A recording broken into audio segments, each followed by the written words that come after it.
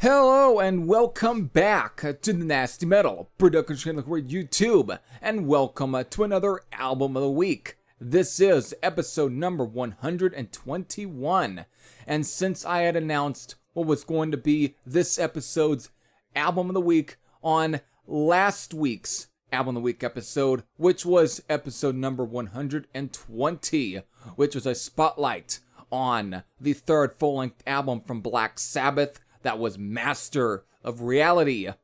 Again, it was at the very tail end of that episode where I announced it was going to be this episode's album of the week. And since we're here on this Monday, yes, this Monday, not Tuesday, I'll explain all of that on, of course, this week's Nasty Metal Podcast. Alright, just had to plug that in. Still, I will explain all of that. But, again, we are here on this Monday, and you see the album, you see the title. It is Marauder, the fifth studio album from heavy southern rockers Blackfoot, which was originally released in July of 1981 through Acto Records. And since we're still in the month of July, actually the final week of July, it is very fitting to at least spotlight this album on this week.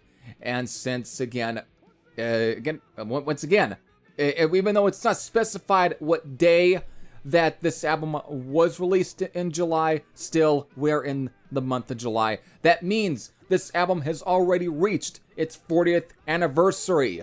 So, Marauder. Again, this follows their fourth album, the previous album, Tom Kenton, which I did spotlight already last year. Again, I believe so I did. I can't remember. You know what? I believe I did. If not, I apologize. Still, because of that is a very good record. And again, it is following that album.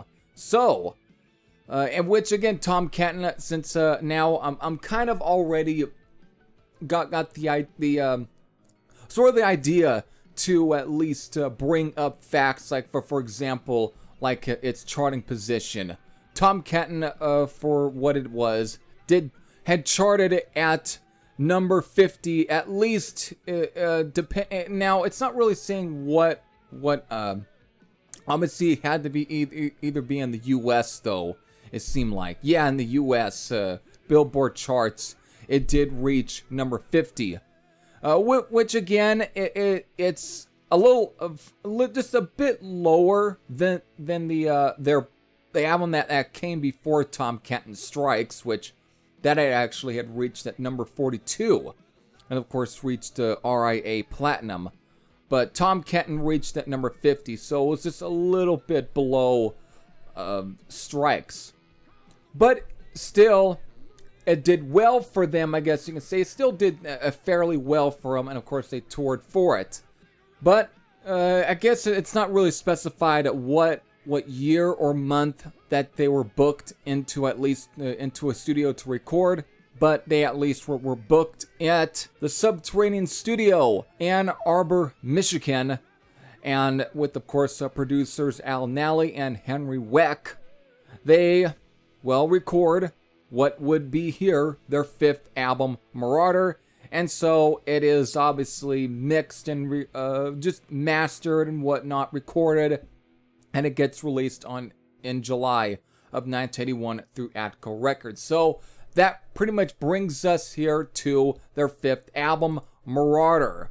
So, what do we have here with Marauder?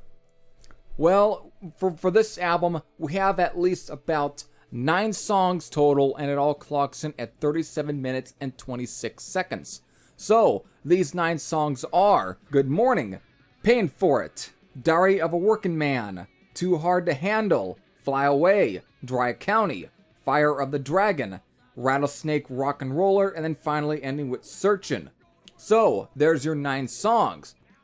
And again, it does follow in the same sort of footsteps as the previous album, Tom Kenton, where it definitely expands or really continues with the sort of almost very hard southern edge of Strikes. But Tom Kenton, I always kind of felt that it took what Strikes was doing but it just amplified it to a lot more, to at least to 11. It really amplified things.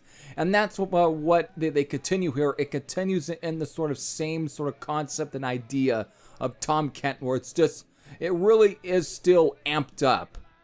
Because again, they're Southern rock, but again, just like with Molly Hatchet, they were seen as the two Southern rock bands that kind of mixed in the sort of almost really hard rock and somewhat even heavy metal edge to their sound. Again, the kind of at least somewhat to compete with the heavier acts at the time. Again, the term heavy can be seen loosely, but for this period from the early 80s, bands like AC/DC and Motorhead and Judas Priest and whatnot, and Iron Maiden and Saxon, Tigers of Pantang, and yada yada yada, they were seen as the heavy of the heavy at this period in time. And that's what Blackfoot was really trying to aim for, and since obviously, and I'll get to that, to what festival they would be a part of, to at least to tour and promote this album. They definitely fit in with the line, just within the crowd of these, especially within Europe, where, especially in the European parts of the country at this point, they definitely accepted Blackfoot. Again, we're talking about the new wave of British heavy metal crowd. They definitely had latched on to Blackfoot because they just had a bit, at this period, they really, again, they just had an edge to them that, again, was in the same line defense as for again, like a lot of the hard and heavy acts of this period. So they just fit right in. And again, this album has plenty of straight edge rockers, but compared to Tom Kenton, this one is probably a little bit more, a little melodic, I guess you can say. It really kind of is like, it really does show more and more of its southern edge, but it's got more of a melodic edge going on here. I guess you can say it's kind of commercial in some aspects. It's not nearly as literally raw and heavy as Tom Kenton was, but it still plays along with that, still expands on that. But it definitely shows a little bit more of a slightly more diverse, just a bit of a diverse section, or at least to their sound. It really does show a little bit of that.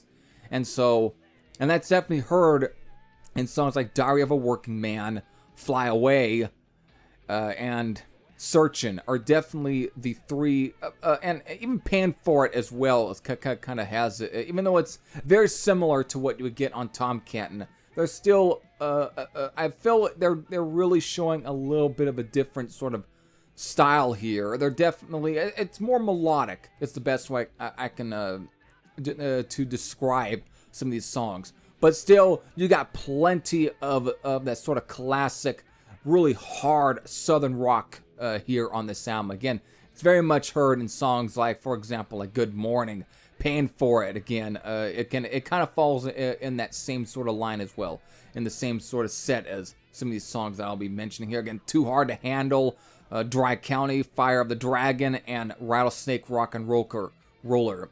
What the fuck? I just fucked that up there. Whatever. I'm leaving that in. I'm leaving that in.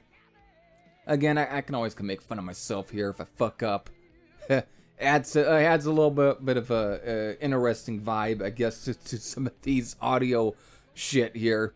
Still, again, just to reiterate, Good Morning, Paying For It, Too Hard to Handle, Dry County, Fire of the Dragon, and Rattlesnake Rock and Roller are definitely the really do still continue that sort of heavy southern rock edge of Tom Kenton. It's in the same line. They're definitely just straight up ruckus rockers here, especially with a song like Good Morning. This song is just such a raging, vicious, heavy rocker of a track. I mean, it does have its sort of southern boogie edge to it, but it's a lot more vicious. It's very much in the same sort of vein as Warped, which, again, kicked off Tom Kenton. but it's a lot more meaner here still. It still comes off fucking mean. It's just a heavy track. Again, it's pretty much close to being more of a speed metal song for at least Blackfoot. Again, as good as Molly Hatchet, and I like Molly Hatchet, at the same time, they didn't nearly write this nearly of a vicious, heavy number. This really, it fit in within the lines of the new wave of British heavy metal movement at this point. Again, with like Saxon and Tigers of Pantang and so on. It really fit right in with those kind of bands. They were definitely showing their heavy edge. So it worked with that crowd, and they probably ate this song up.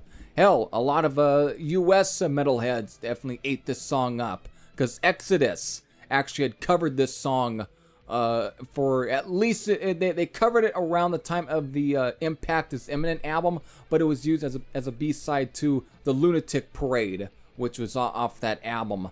It was only the B-sides to that song. But Exodus obviously liked it enough to where they covered it, and I haven't heard that version, but I bet they definitely thrashed it up more. But still, it is definitely a fast rocker, but there's still, again, I do like songs, again, like Too Hard to Handle, which is, again, there's a straight up hard rocker.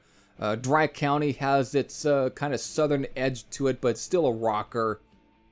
Fire of the Dragon and Paying For It are definitely more closer to the sound of like Strikes and Tomcatton, whereas Rattlesnake Rock and Roller is kind of in the same sort of vein as like Train and so on. It still is a very sort of great boogie rocker, and of course this does feature a very nice, very, you know, sort of funny intro from Rick Medlock's father, Shorty Medlock, again, who obviously provides some banjo picking, and of course to entertain the Snakes, which kind of, it's cheesy, but it works. It adds to the quirkiness of this band. Obviously, it adds to the quirkiness of Blackfoot. Definitely sets them a little bit of apart from other. Again, it shows that they do have a sense of humor, but it works. Because again, they're obviously are all about having fun and not really about trying to be as serious as possible. But they do want to be serious. They do end up, and it is in the song Diary of a Working Man. I know I'm having some trouble pronouncing today for some fucking reason. Still, just bear with me. But it is definitely heard in Diary of a Working Man, which is probably the closest to a straight up, I guess you can say, a power ballad at this point. For some reason, instead of thinking like Lynyrd Skynyrd for this song, because of this is obviously not them trying to record their own Freebird, but it's, to me, it's less of that and actually more something I would have expected from Triumph. It actually sounds more closer to like something that I would hear off of Never Surrender or Allied Forces, or even Playing the Game. It's very similar, or is it just the game? I can't remember the fucking album of that one, but it obviously came before Progressions of Power and Allied Forces and Never Surrender. But to me, Diary of a Working Man just sounds like something I would expect from Triumph, where it's just really, it has more big emphasis on big choruses and big riffs and just a straight up melodic hook. And even Rick Medlock, who at times very much comes close to even reaching the sort of vocal melodies of Rick Emmett. Actually, towards the end of this song, he really does almost hit a very falsetto sort of, I wouldn't say scream, but he really hits that really at times sounds like Rick Emmett of Triumph. And it's just very, again, I actually think it really adds to the song because it just gives it that sort of really big feel. I almost feel like Diary of a Working Man should have been a huge hit for Blackfoot. But I guess because it more so sounded more something from like Triumph and not really something like Lynyrd Skynyrd, I guess, might have probably, who knows, it could have been the reason why it didn't. because of it's not something you would have expected from at least a southern rock band. But Blackfoot were not really like a lot of southern rock bands. Yeah, they definitely had that sound going for them, but they just added their own sort of flair to it by mixing in all sorts of stuff, like, again, just straight up the more European hard rock and heavy metal sound to it that just made them sound more harder and heavier compared to said bands. But they definitely had their own feel, and Diary of a Working Man, I think, is again, it's one of the really standout songs on this one. It's just a very well put together track. Got a very sort of very serious story here. It's definitely a good track, and I almost, again, this should have been a much bigger hit for them, but it didn't. Obviously, for some reason, it didn't.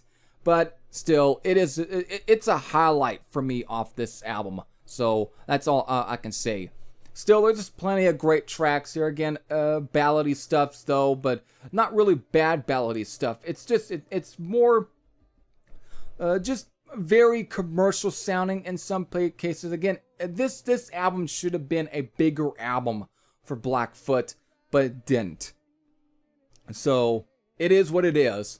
Still, that kind of just ends things here because of, again, the album did fairly well for them though after this one. It did fairly well for them because it reached that number 48 on the U.S. Billboard charts. Again, a little much higher than Tom Kenton, but not nearly as high enough compared to Strikes. But it still did fine for them. And again, it did fine. And of course, they would tour for this album, and on their tour, they of course make a stop at the 1981 Monsters of Rock, which took place at the 22nd of August 1981, just a month after this album had been released. So they obviously take their promotion to one of the biggest stages in Europe. Again, at Donington. They take their promotion to here, and again, playing alongside on the bill of bands like More, Slade, Blorstacult, Whitesnake, and of course AC/DC.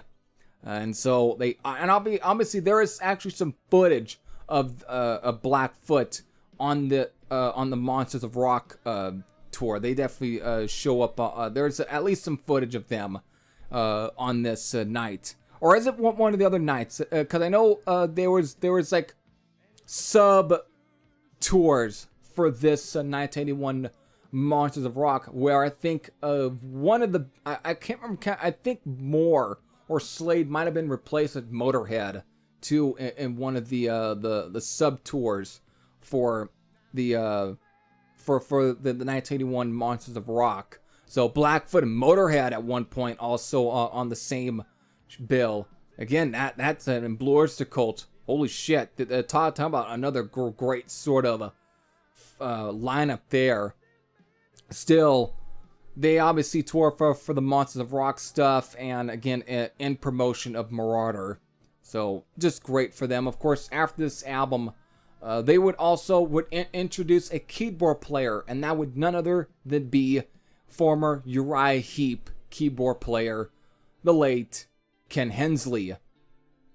Again, just great. Obviously, that added a little bit of a weird period, though, to Blackfoot. Because, again, as great that probably sounded, you know what? I will, even though it begins with the live album, which comes after this album, but it obviously ends up being in the middle between Marauder and the two other albums, which at some point I will definitely spotlight Siogo, but I don't know about Vertical Smiles, and I'll obviously whenever I get to talking about Siogo, I'll get into my personal thoughts on Vertical Smiles. So I'm just putting it vague there. All right.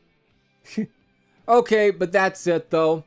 Marauder, the 5th studio album, being released again through Acto Records on July 1981. And since again, it has reached its 40th anniversary. If you were there when this album was released, again, or you're one of those who just discovered this album, depending on what year. Again, it could be very recent. Again, if you discovered this album recent and you either liked it or you didn't like it, again, you can always put those comments in the comment section below. Again, whether they're positive or negative, you can leave them in the comment section below.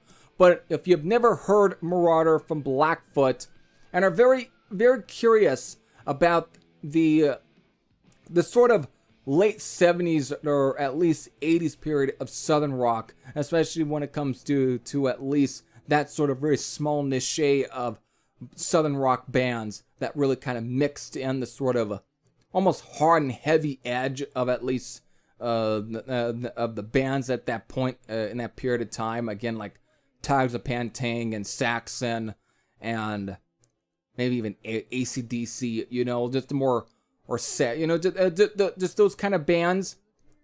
Again, the Molly Hadgen and Blackfoot are definitely the two bands that always will come into mind. So if you're interested about just checking that sort of period and want to check out just stuff that would, I would definitely say that are good in, that are just good examples of that, Marauder is definitely a good album to really check out. If you're really curious about that, this is definitely a fine album to check out. This and Tomcat are definitely my personal favorite albums from Blackfoot. So if you really want to just check out that sort of really period where Southern rock bands were just getting a little heavy, yeah, Marauder is definitely one of those albums I'll definitely recommend. So there we go. That's it for episode number 121 of the Album of the Week. So, what is going to be the album for episode number 122? So, that would be out next Monday. So, what is going to be the album for that one? Well, I'm going to be I'm going to go a little bit different here. I'm actually going to at least pay somewhat, I don't know. I don't know if you can say pay tribute, but I'm definitely going to at least spotlight an album that it was my introduction to this very underrated and criminally, I still can say criminally overlooked, because of he doesn't get much credit that he does, for at least when it comes to at least just straight up shredders in the United States of here in the 70s. A guy that doesn't get a whole lot of credit, but Eddie Van Halen, who again, rightfully at times though, deserves some sort of credit, but this guy I think was definitely one of the earliest rock shredders. But I'm talking about Ronnie Montrose. And the album that I'm going to actually pick is the album that actually introduced me to his guitar playing. And I'm not talking about the very first Montrose album, or at times maybe his other projects like Gamma. No, what I'm going to be looking at is his solo album from 1991, that is Mutatis Mutandis. That was the album that actually had introduced me to Ronnie Montrose. And since again, 1991, it has already reached its 30th anniversary. So I'm going to at least just do a spotlight on that album. And since I just revisited it at least a week ago, or just a week ago or so, obviously it just made me wonder why I don't really listen to the album that much. It again, I think it's a very underrated album. So that is the one that I'm going to pick for episode number 122 of the Album of the Week. So I hope all of you are looking forward to that one. So there we go. It's a sleeper album, but I think it is worthy of discussion. So there we go. That's it for episode number 121 here. So with that, I hope all of you enjoyed. This is Heavy Thrash saying I'm out. And I'll see you all later. Take care, everyone.